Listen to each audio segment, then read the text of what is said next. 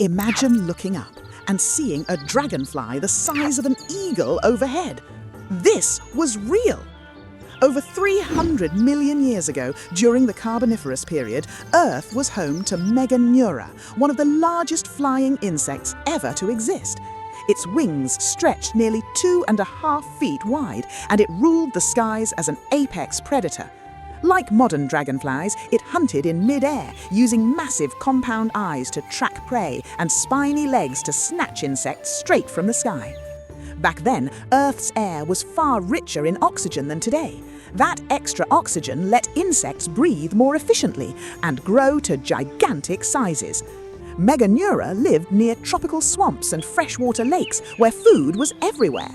But as oxygen levels dropped and new predators appeared, these giants vanished. A reminder that when the planet changes, life changes with it. Subscribe for more hidden history of Earth.